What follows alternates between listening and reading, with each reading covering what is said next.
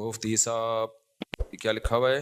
BC ڈالنا کیسا ہے اور کیا یہ بھی قرضہ کہلائے گا؟ کہلائے گا تو قرضہ ہی یہ بھی. تو یہ قابل تعریف عمل نہیں ہے BCیاں ڈالنا، اور بے وقوفی بھی ہے. بے وقوفی اس لیے ہے کہ جب آپ کے پاس نہیں ہے تو آپ کیوں چاہتے ہو کہ میرا پہلے مہینے میں کمیٹی کھل جائے اور میرے کو جتنے پیسے مل جائیں؟ بھائی قرضوں سے اپنے آپ کو بچاؤ، جتنا ہے اتنا خریدو، آپ اتنا خرچ کرو. بس جی مل جائے مجھے اچانک، اور ہو سکتا ہے آپ کی کمیٹی نہ کھلے، آپ کی سب سے آخر میں کمیٹی کھلے، تو کتنے جان لٹکی ہوئی ہے کہ اتنے لوگوں کے پاس آپ کا پیسہ گھوم رہا ہے ہر وقت کی ڈپریشن. میں نے کوئی کمیٹی والا کبھی خوش نہیں دیکھا، ہر وقت کی ٹینشن، یار اس کو اس کے پاس اتنے پیسے اس کی نکل آئی، یہ پتہ نہیں میری کمیٹی نکلے گی اور وہ دے گا بھی. کتنے لوگ کمیٹیاں لے کے بھاگ گئے ہیں. آج ایک بندہ مجھے ملا، اس نے کہا کہ میرے اوپر دیندار آدمی، نمازی، پرہیزگار، کہہ رہا یار میں 10-15 لاکھ کا مقروض ہو گیا ہوں، میں بہت ٹینشن میں ہوں، میں بہت پریشان ہوں، میری مدد کرو. میں نے کہا بھائی میں کیا ہوا کیا؟ مجھے سمجھ رہے تھے کہ بہت بڑے سیٹ ہیں. میں نے کہا کیا؟ کہہ رہے یار میں نے کسی سے قرضہ لے کے انویسٹ کیا تھا بزنس میں، وہ پیسہ ڈوب گیا، اب وہ مجھ سے مانگ رہے ہیں. میں نے قرضہ لے کے انویسٹ کیا کیوں؟ آپ بھوک سے مر رہے ہوتے تو قرضہ لے کے روٹی کھا لیتے. سمجھ میں آتا ہے؟ آپ کو کوئی ایسی خطرناک بیماری ہو گئی، زندگی موت پہ بن گئی، تکلیف برداشت نہیں ہو رہی، قرضہ لے کے گورنمنٹ کے ہاسپٹل میں علاج کر لیتے. میں نے اپنے بارے میں وصیت کی ہے، اچھا ہوا آ گیا سامنے. اللہ نہ کرے میں کوئی بیمار ہو جاؤں، مجھے گورنمنٹ ہاسپٹل میں علاج کے لیے لے جانا ہوتا. پتہ ہے کیا ہے؟ لوگ کہتے ہیں کوئی اللہ نہ کرے کوئی حادثہ ہو جائے، زخمی ہو جاتے ہیں نا لوگ، اٹھا کے ڈائریکٹ آغا خان میں لے جاتے ہیں. بل تمہارا باپ دے گا پھر، یہ بتا دوں میں. ہاں یہ بہت ہوتا ہے مشہور لوگوں کے ساتھ. جہاں دیکھا کوئی ایکسیڈنٹ ہوا، کوئی فائرنگ، کراچی میں اللہ سب کو بچا کے رکھے، عافیت سے رکھے، زخمی ہو گئے ڈائریکٹ جی آغا خان میں لے جاؤ. تو جو مجھے آغا خان میں لے کے جائے گا بل پھر وہی دے گا سارا، یہ میں بتا دوں. کیونکہ اس وقت آدمی ہوش میں نہیں ہوتا، جہاں لوگ لے جا رہے ہوتے ہیں آدمی چلا جاتا ہے. پھر جب 15 20 30 40 50 لاکھ 1 کروڑ کا بل بن کے آ گیا تو عذاب ہے بھائی. یہ ہسپتالوں میں، گورنمنٹ ہاسپٹل میں وہی علاج ہوتا ہے جو پرائیویٹ میں ہوتا ہے. ہاں ٹیسٹ ویسٹ میں کوشش کرتا ہوں، جو چھوٹے موٹے ٹیسٹ ہیں وہ اچھے ہاسپٹل سے کرواؤں. لیکن جب کوئی اللہ نہ کرے بڑی بیماری آتی ہے جس میں لاکھوں روپے روز خرچ ہوتے ہیں، بھائی وہ آدمی گورنمنٹ میں ہی کروا لے. سمجھ میں؟ تو اپنے آپ کو اتنا نہیں مصیبتوں میں ڈالو. میں نے لوگوں کو دیکھا ہے، کروڑوں پتی لوگوں کی جائیدادیں بک گئی علاج میں.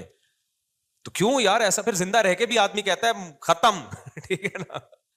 ایک ٹیکا اتنا مہنگا لگ رہا ہوتا ہے. تو یہ کھرب پتی لوگوں کے کام ہے.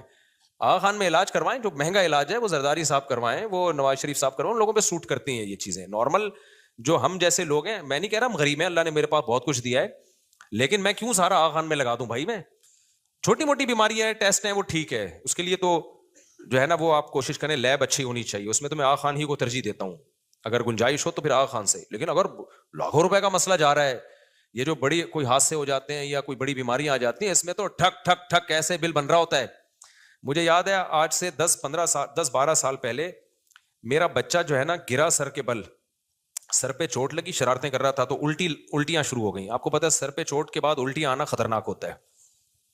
فوراً MRI وغیرہ کروانا پڑتا ہے کہ دماغ میں، MRI کہتے ہیں، کیا کہتے ہیں، دماغ کا MRI، سوری CT اسکین تھا یہ، پتہ نہیں MRI تھا کیا. اب مجھے زیادہ ہسپتالوں کا پتہ نہیں تھا، میں نے ایک دوست کو بولا یار فوراً ہاسپٹل جاؤ، اس کے ڈاکٹر نے کہا CT اسکین کرواؤ، پتہ نہیں MRI کرواؤ دماغ کا. وہ مجھے لے کے جا رہا ہے، ہم جا رہے ہیں وہی والی FX پہ نا، وہی جس کو یوں گھماتا ہے آدمی. تو وہ جا رہا ہے لیاقت نیشنل کی طرف یا شہزاد خان کی. میں نے کہا بھائی یہ CT اسکین کا خرچہ کتنا ہوگا؟ کہہ رہے 50,000 60,000. اب 10 سال پہلے 50,000 بہت بڑی رقم تھی. میں نے کہا آپ نے پہلے مجھ سے پوچھا ہے کہ میری جیب میں 50,000 ہیں بھی کہ نہیں ہے؟ کہہ رہے نہیں دیکھیں مفتی صاحب علاج پہ کمپرومائز نہیں کرنا چاہیے، بچے کا علاج ہمیشہ اچھا ہونا چاہیے. میں نے کہا مجھے مشورے نہیں چاہیے، آپ اس کو اس ہاسپٹل میں لے کے جاؤ جہاں پیسے کم خرچ ہوں. میں نے کوئی بھیک تھوڑی مانگنی ہے لوگوں سے یار، یہ بھی لوگوں کی اوقات ہے، اوقات سے بڑھ کر علاج ہو رہے ہیں، پیسے نہیں ہے تو آ کے بھیک مانگ رہے ہیں. بھائی یہ گورنمنٹ ہاسپٹل ٹھیک ہے، وہ بات نہیں ہے یہاں پہ، لیکن یہ بھی بنے ہوئے ہیں. اپنی چادر دیکھ کے پاؤں پھیلاؤ، آپ فنڈر بننے کی کوشش مت کرو. یہ کوئی طریقہ نہیں ہے کہ جی چونکہ علاج یہاں معیاری نہیں ہوتا میں نے آغا خان میں ہی کرانا ہے اور زکاتیں مانگنی ہے میں نے. تو یہ کون سا طریقہ ہے بھائی؟ میں نے کہا بھائی کیا کر رہا ہے کہیں اور سے. مجھے بڑا غصہ آیا اس کے اوپر، میرے سے پوچھ رہے نہیں ہو کہ آپ کے پاس پیسے بھی ہے یا نہیں ہے. اور اس وقت میرے اگر 50,000 کا بل بنا دیتا نا وہ، میں تو گیا تھا، اس کی الٹیاں ٹھیک ہو جاتی، مجھے الٹیاں لگ جانی تھی وہ. تو پھر ہم گئے ادھر سول ہاسپٹل گئے، 10 روپے کی پرچی بنی ہے، وہی رپورٹ آئی ہے اس کی, بالکل انہوں نے کہا ٹھیک ہے کوئی اندر سے کوئی مسئلہ نہیں ہے. میں نے ڈاکٹر کو دکھایا, میں نے کہا یہ سول ہاسپٹل کی لیب کی رپورٹ ہے, کوئی مسئلہ تو نہیں ہے, ایسے تو نہیں غلط رپورٹ ہو.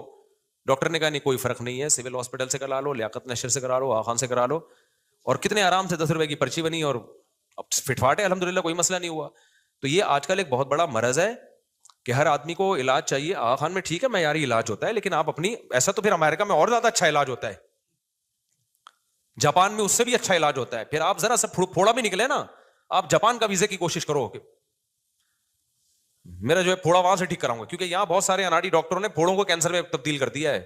تو اس لیے جو اپنی اوقات ہے اس سے آگے نکلنے کی کوشش مت کرو. میں نے مجھے غصہ, میں نے کہا بھائی, تو میں نے اپنے بارے میں بھی یہاں بھی کل پرسوں میں نے ساتھیوں کو بٹھایا, میں نے کہا کوئی خدا نہ خواستہ ایسا کوئی حادثہ ہو جائے, کوئی زخمی ہو, آغا خان جو لے کے جائے گا بل اس کا باپ بھرے گا. پھر میں نے بتایا, میں نے کہا میں سیدھے سے جانا گورنمنٹ ہاسپٹل, عباسی لے جاؤ یا ادھر لے جاؤ, سب ایک ہی جیسے ہوتے ہیں. جتنی جو ہے نا, میں یہ نہیں کہہ رہا میری اوقات بہت تھوڑی ہے, اوقات الحمدللہ بہت بڑی ہے, لیکن میں اتنی ان چیزوں پہ, جب ایک چیز ایک سستے میں ہو سکتی ہے تو میں اتنے اپنے آپ کو ٹینشن میں کیوں ڈالوں کہ میری گاڑی بھی بک جائے اور جو سب کچھ, گھڑی بھی بک جائے, موبائل بھی بک جائے. تو بھائی اگر بہت ہے, اتنا ہے کہ تعلقات ہیں یا آپ مسلم, آپ کی اسٹیل ملیں چل رہی ہیں, پھر تو ان کے لیے یہ غریبوں والی باتیں کر رہا ہوں جو میں کر رہا ہوں نا, گھٹیا باتیں ہیں یہ. لیکن اگر اتنا نہیں ہے آپ کے پاس کہ خربوں اربوں روپے نہیں ہے, تو پھر نارمل علاج کراؤ جیسے سب لوگ کراتے ہیں, ٹھیک ہے نا.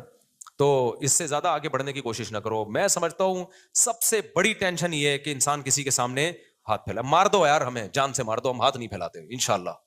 میری تو یہ ہے کہ یار مارنے دو مجھے آرام سے. ہمارے حضرت کی بھی یہ سوچتی, بیمار ہو جاؤں نا مارنے دینا آرام سے. میں تو یہ, میرا یہ نظریہ, اللہ آزمائش سے بچائے, کیونکہ بعض دفعہ آدمی باتیں بہت بڑی کر رہا ہوتا ہے, جب آزمائش میں آتا ہے تو دو اس کی اوقات سامنے آتی ہے.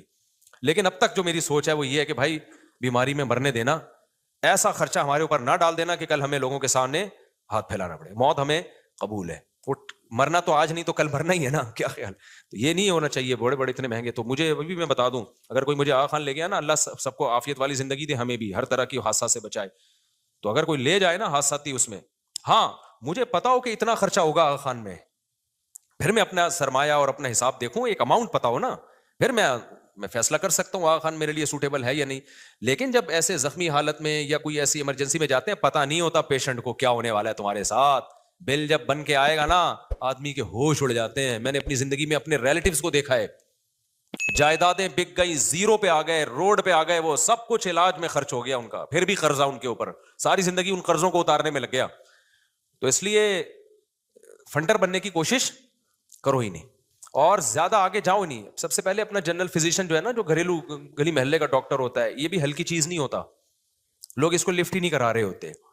جو غریبوں کے علاقے کا ڈاکٹر ہے نا, بہت ایکسپرٹ ہوتا ہے وہ. آج مجھے ایک بڑے ڈینٹسٹ سے میری ملاقات, انہوں نے بتایا کہ یہ جو جنرل فزیشین ہوتے ہیں نا, جو غریبوں کے علاقوں میں ہوتے ہیں, جن کی بہت کم فیس ہوتی ہے, یہ زیادہ ایکسپرٹ ہوتے ہیں, کیونکہ ان کے پاس ایسے ایسے کیس آتے ہیں, پوری زندگی انہوں نے آڑے ترچھے لوگوں کو ہی سیدھا کیا ہوتا ہے.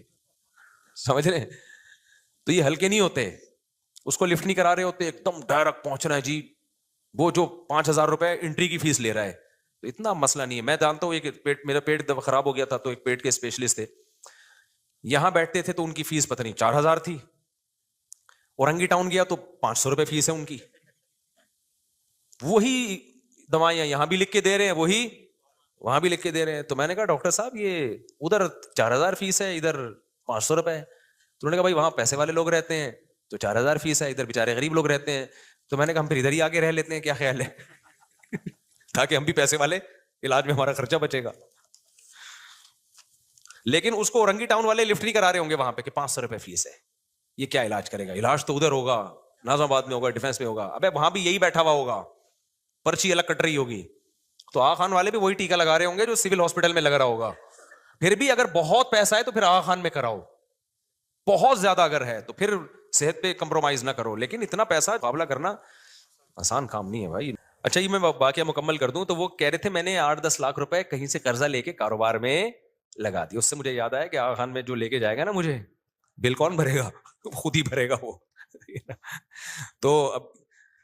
تو اب اس میں کیا مسئلہ ہے, وہ کہنے لگے کہ میں پھنس گیا, میں یہ ہو گیا, یہ بہت کیسز آ رہے ہیں, میں نے فلاں سے ادھار لیا, کاروبار میں لگایا. پر بھائی تیرے پاس جب پیسے نہیں تھے تو ادھار لے کے کاروبار میں لگایا کیوں تم نے؟ ہوس ہے, ہوس, ایک دم مالدار بننے کا شوق. اپنے پاس دھیلا نہیں ہے تو لوگوں سے لے لے کے لگا دو, اور وہ بڑا بیوقوف ہے جس نے دیے ہیں. اب کہہ رہے ہیں وہ لوگ کہہ رہے ہیں کہ وہ میرے اوپر سر پہ کھڑا ہوا ہے جس کے پیسے میں نے لیے تھے. میں نے کہا بھائی بات یہ ہے کہ جب آپ نے کسی کا پیسہ لے کے لگایا, اگر وہ ڈوب گیا تو اسلام میں نقصان انویسٹر کا ہوتا ہے, محنت کرنے والے کا نہیں ہوتا. محنت کرنے والے کا بس یہ نقصان ہے کہ اس کی محنت ضائع ہو گئی, تو بنتا ہی نہیں ہے. کیا خیال ہے؟ اب تو ٹینشن اس کو ہونی چاہیے, آپ کو تھوڑی ہونی چاہیے ٹینشن. یہ خوب اچھی طرح سمجھ لو, جب کوئی کاروبار کے لیے پیسہ مانگے نا اور آپ دو تو سمجھ لو اب شرعی لحاظ سے بھی واپس نہیں لے سکتے. مفتی کے پاس کیس آئے گا, مفتی اس کو فیور دے گا, آپ کو فیور نہیں دے گا. کیونکہ جب کاروبار میں پیسہ ڈوبا تو جس کا پیسہ تھا اسی کا ڈوبا ہے, آپ کا تو پیسہ ہی نہیں تھا تو ڈوبا کہاں سے؟ تو میں نے کہا میرے بھائی تو نے 10 لاکھ لیے ہوں, 10 کروڑ لیے ہوں, 15 کروڑ لیے ہوں, جب کاروبار میں نقصان ہو گیا تو نقصان تو انویسٹر کا ہے. اب آپ کہہ سکتے ہیں اسلام نے انویسٹر پہ بڑا ظلم کیا, یہ تو کہہ سکتے ہیں نا. بھائی بات یہ ہے کہ جس کے پاس پہلے ہی پیسہ نہیں تھا اس کو پیسہ کا پابند بنا دینا یہ زیادہ بڑا ظلم نہیں ہے کیا؟ کیونکہ کاروبار میں کبھی پروفٹ ہوتا ہے کبھی لاس ہوتا ہے. اس کے پاس اتنا پیسہ ہے نہیں کہ کاروبار میں لگا دے وہ, اور لاس بھی اس کے اوپر ڈالا جائے وہ تو زمین میں گڑ جائے گا. ہاں اس کی حماقت سے لاس ہوا ہے تو پھر اس کی ذمہ داری ہے. یعنی اس نے جیسے دکان کھلی چھوڑ گیا, رات کو سونے کی دکان کھولی, پیسہ آپ نے دیا, دکان وسیم نے بنائی, سونے کی دکان کھولی ہے اور سو رہا ہے اس میں. یہ دکان کس کی کھولی تھی اس نے؟ سونے کی, گولڈ کی دکان کھولی اور سو رہا ہے. چور سارا گولڈ لے کے چلے گئے. اب اس کو بھرنا پڑے گا کیونکہ یہ نقصان کس سے ہوا ہے؟ اس کی کوتاہی سے ہوا ہے. سونے کی دکان کون تالے لگائے بغیر چھوڑ دیتا ہے؟ یا اس نے کاروبار میں قیمت اتنی کم رکھی کہ اس کی حماقت تھی, اس سے نقصان ہو گیا. جہاں مزدور کی یا جو مزاربت پہ کام کرنے والا آدمی ہے اس کی حماقت سے جو نقصان ہوگا اس کا تو وہ ہوگا. جو قدرتی طور پہ کاروبار میں اب ہوتا ہے, کاروبار میں کسٹمر ہی نہیں آ رہے, تو وہ ٹوٹلی نقصان کس کا ہے؟ انویسٹر کا ہے. تو یہاں ایک اشکال ہوگا کہ انویسٹر بیچارے کا کیا قصور ہے؟ انویسٹر کا یہ قصور ہے تو نے پیسے دیے کیوں؟ تو پاگل ہے, تجھے اتنی عقل نہیں ہے کہ جیب جو اللہ نے ہم لوگ جو جیبیں سلواتے ہیں کوئی سائڈ کی کوئی اوپر کی, وہ اس لیے کہ اپنے پیسے کہاں رکھیں. یہ جو دوسروں کی جیبیں ہیں یہ آپ کے پیسے رکھنے کے لیے نہیں ہے. دوسرے کا اکاؤنٹ دوسرے کے پیسوں کے لیے کھولا ہے آپ نے, دوسرے کا اکاؤنٹ کھول لیا اپنا پیسہ رکھنے کے لیے, تو آپ سے بڑا تو اسلام آپ کو اس حماقت اور بیوقوفی کی سزا دیتا ہے.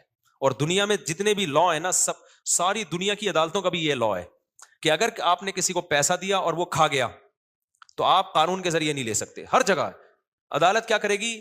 عدالت صرف یہ کرے گی جس نے پیسہ کھایا اس کو بلائے گی. پاکستان کا بھی یہ لا ہے, بلائے گی کہ آپ نے واقعی کھایا, آپ کا ہاں میں کھایا, میں دل سے مانتا ہوں کہ میں نے وسیم کے 1 کروڑ روپے کھائے ہیں. عدالت کہے گی کہ آپ واپس کریں, آپ بول دو میں نہیں کر سکتا واپس. نہ اس پہ پوری دنیا میں کوئی جیل ہے, پوری دنیا میں پاکستان سمیت کچھ بھی نہیں ہے اس پہ. عدالت کہے گی کتنے دے سکتے ہیں, کائنڈلی کچھ تو بولے نا آپ کہ میں 5 روپے دوں گا ہر مہینے. کتنے دوں گا؟ 5 روپے. اور آپ بولے میرے اتنے خرچے, کوئی ثبوت وہ بھی نہیں زیادہ مانگے جاتے اس پہ. عدالت کہے گی چلو ہر مہینے کتنے دے دو؟ 5 روپے. کورٹ کہے گی میرے خزانے میں جمع کرا دو, اور پھر ہم اس بندے کو, وہ بندہ 50 روپے کا پیٹرول خرچ کر کے کیا لینے جائے گا؟ 5 روپے. اس کے بعد پھر ایک دن آپ نے کہا میں نہیں دے رہا, اس دفعہ میرے پاس 5 روپے نہیں. عدالت پھر نوٹس بھیجے گی, آپ کورٹ میں گئے, جج نے پوچھا کیوں نہیں دے رہا, تو نے پکا وعدہ کیا تھا میں ہر مہینے 5 روپے دوں گا. سر وہ مسئلہ یہ میرے ماموں کا انتقال, میری نانی کا انتقال, میرے گھٹنے میں مسئلہ, میرے فلانے میں مسئلہ, میں 5 روپے نہیں میں 2.5 روپے دوں گا. عدالت کہے گی بدتمیز, شرم نہیں آتی, آئندہ 2.5 روپے پابندی. اس سے زیادہ دنیا میں کہیں نہیں ہے. آپ سمجھ رہے ہیں میں مذاق کر رہا ہوں, حقیقت کر بتا رہا ہوں میں. عدالت کہے گی آئندہ, وہ بھی بہت ہی کوئی سخت قسم کا جج ہوگا نا, وہ ڈانٹے گا بدتمیز 2.5 روپے دینا پابندی سے. پھر 2 پہ آ گئے, 1.5 پہ آ گئے, بولو ہے ہی نہیں, کوئی لا نہیں ہے. آخر میں جب آپ وکیلوں کو تنگ کرو گے, جج کو چڑھ جاؤ گے نا جج کے اوپر, جج بولے گا دیے کیوں تھے اور بالکل صحیح کر رہا ہے وہ جج, دیے کیوں تھے؟ کوئی ڈکیتی کر کے تھوڑی لے کر گیا, تم سے چوری کر کے, تمہاری رضا سے لے کر گیا ہے, تو تم نے ٹرسٹ کی بیس پہ دیا ہے نا, تو تمہارا ٹرسٹ ہی غلط تھا. تو تم خود, اور یہ لا ہے کہ بھئی آپ ایک آدمی پہ اعتماد کر کے دے رہے ہو نا, اعتماد کر کے دے رہے ہو, تو آپ سے اعتماد میں غلطی آپ سے ہوئی ہے. اس چوری کر رہا ہوتا, ڈکیتی کر رہا ہوتا تو پٹتا, پھر تو چور کا ہاتھ کاٹ دیا جائے, یہ کر دیا, بہت سارے قوانین ہیں. آپ نے اپنی خوشی سے جب پکڑا دیا نا تو بھائی ٹرسٹ ہی پہ چلے گا. اب یہ اب وہ اگر منہ سے کہہ رہا ہے کہ میرے پاس نہیں ہے تو ٹرسٹ کرو کہ واقعی نہیں ہے. وہ تو ہوتا ہی ہے, وہ پھر لینڈ کروزر میں گھوم رہے ہوتے ہیں اور کہہ رہے ہیں میرے پاس نہیں ہے. آدمی کہتا ہے میں کیسے کہہ رہے جیسے پہلے ٹرسٹ کیا تھا, ابھی کیا کرو, ٹرسٹ کرو. تو اس لیے میرے بھائی, ہمارے حضرت مفتی رشید احمد صاحب بار بار یہ بات کہتے تھے کہ اس زمانے میں کسی کو پیسہ دینے والا بے وقوف, اور جو لے کے واپس کر دے وہ اس سے بڑا بے وقوف. یعنی مطلب یہ تھا کہ دینے چاہیے, ایسا نہ ہو کہ نہ دیں آپ. وہ اس لیے بڑا بیوقوف ہے کہ اس کو پتہ ہی نہیں کہ اگر میں نہیں دیتا تو بھی یہ نہیں نکال سکتا تھا, اس سینس میں اس کو بیوقوف کہا ہے. تو وہ مجھے کہنے لگے میرے اتنے لاکھ, آپ لوگوں سے کہیں میری مدد کریں, زکات دیں. میں نے کہا بھائی میں نہیں کہوں گا کسی سے. حماقت کس کی ہے؟ تمہاری. اور وہ تم سے بڑا بیوقوف جس نے تمہارے ہاتھ میں 10 لاکھ تھما دیے کہ جا بیٹا بزنس کر, اور آدھے میرے آدھے تیرے. اس کو ہی نہیں پتا کہ وہ جب محنت کرے گا پورا رقم اس کے پاس آئے گی تو کیوں دے گا وہ آپ کو. تو اس لیے میں نے کہا کیونکہ ایسے لوگوں کے ساتھ تعاون کرو نا آپ, تو پتہ ہے کیا ہوتا ہے, پھر اگلی دفعہ 20 لاکھ روپے لیں گے کسی سے کہ پہلا تجربہ ناکام ہو گیا, اب صحیح طرح سے. یہ ہوس کبھی بھی ختم نہیں ہوتی, کبھی بھی ختم نہیں. جتنا ہے اس پہ قناعت کرو, اسی کو ڈبل کرنے کی کوشش کر لو. ادھار مانگ کے نہیں ہوتا بھائی. ادھار وہ مانگے جس کی اچھی خاصی آمدن ہو, اس کو پتا ہے میں اگلے مہینے دے دوں گا. بعض لوگ کروڑ پتی ہوتے ہیں, ان پہ ٹھیک ہے, وہ جچتا ہے. جیسے ہم ہوٹلوں میں جاتے ہیں, بٹوائی بھول گئے تو آپ دوست سے ادھار لیتے ہو, یار پیسے دے دے, آپ کو پتا ہے میرے پاس گھر میں پڑے ہیں, کل میں دے دوں گا. یہاں ادھار جچتا ہے, اس کے علاوہ ادھار نہیں ہوتا بھائی. یہ بہت بے وقوف لوگوں کا کام ہوتا ہے ادھار لینا اور دینا.